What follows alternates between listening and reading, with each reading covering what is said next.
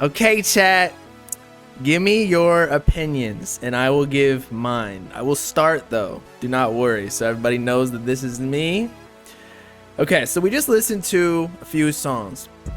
Long Way, Count Me Out, Good Day, Fall, Goddamn. Apparently, we listened to it early because it was supposed to drop 2 p.m. tomorrow or today because it's past midnight Eastern.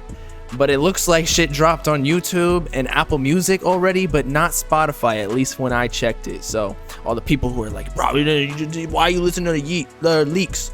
It was literally on SoFaygo's official account. So he still got the streams. He still got the, the money from your boy. Now, my review of the tape, the EP, mind you, this is B4Pink. B4, it's like we're playing goddamn bingo. Goddamn bingo. This EP was tame is the word. SoFaygo obviously is talented. He got flows on flows. He can rap. I really love that. You already heard me in the reaction. I love that. What was it? Let's go. SoFaygo is amazing regardless. And I am excited for Pink Hearts.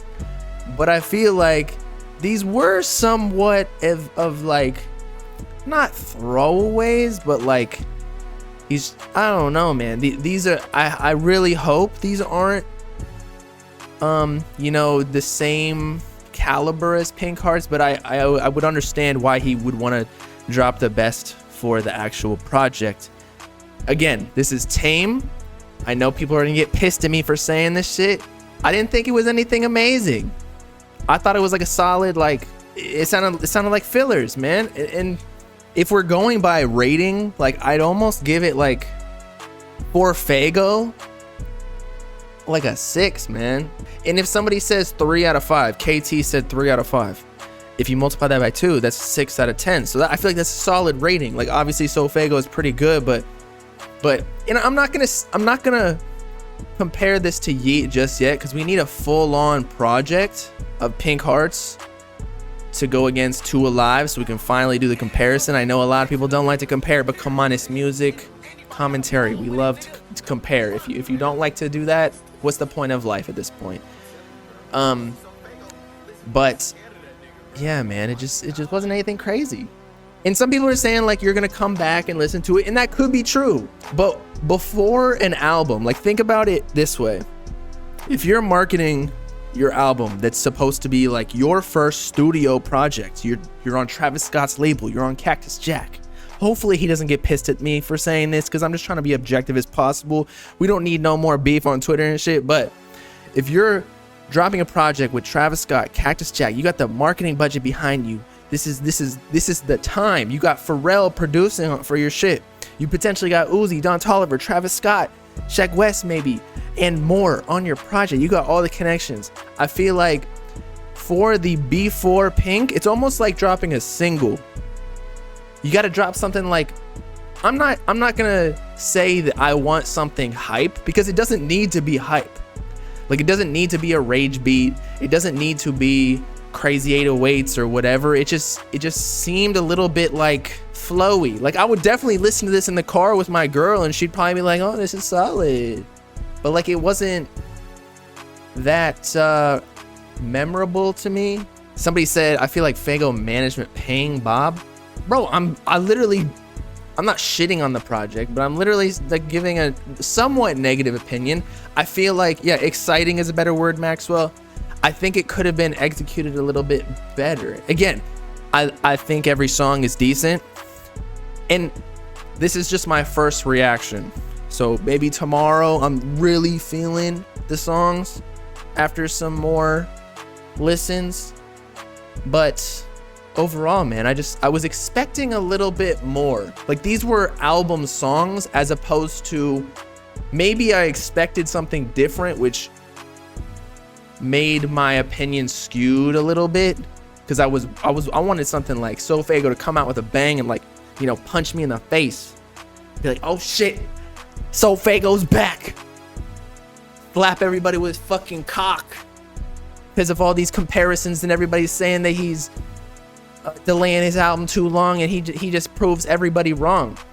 But this was like it felt like a Don Toliver album to me. You know what I mean? But maybe, look, SoFaygo's doing his own thing. Maybe he's the one that's in the right and he knows what's best for his career and marketing wise. Cook Heisenberg super chatted $4.99. Let's hear his opinion. Was decent but won't beat After Me. This seemed amateurish still. Little mumbo jumbo the songs. But pretty good first listen. Yes, pretty good. I agree. But for SoFaygo standards, it's almost like when you're a really good artist, you gotta hit a home run or like people are gonna call it mid. And this is nowhere near mid. But again, for SoFaygo, it's almost like Yeat's Too Alive versus his Up To Me. I think Up To Me was better than Too Alive, like by a long shot. Up To Me had so many bangers, whereas Too Alive, I don't really go back to it too much. So I don't think I'm gonna go back to this too much. But again, Pink Hearts, high expectations. I'm looking for some big features. I'm looking for some more vibes as opposed to, I don't know, this all seemed pretty the same. You feel me? It's Travis's fault if Faygo flop. I mean, yo, I don't think he'll flop just because he's in good hands. Travis Scott definitely knows what he's doing.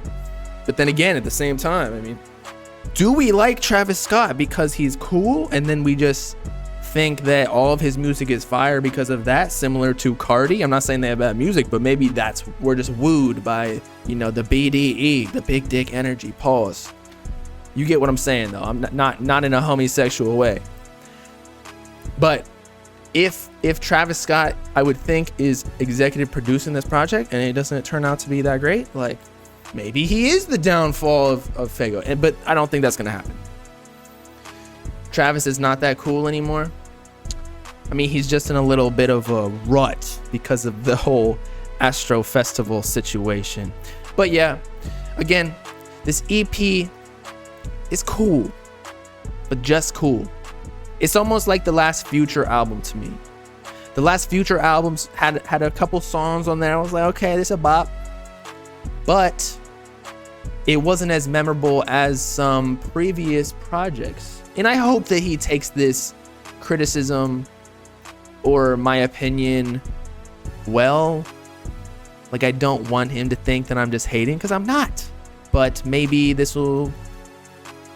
We need at least like one or two exciting songs on there. Like what's the single going to be for Pink Hearts if it's not on here? Because I don't think we have the single on here. Maybe Long Way with the something with the gonna hit that boy. Like, that might be a little TikTok song. But for me, that's not a single. And I feel like his main audience, maybe it is females at this point because Knock Knock blew up so much. But for me, none of these songs were the single ready. And a lot of times albums obviously need the single to promote and carry the first week's sales.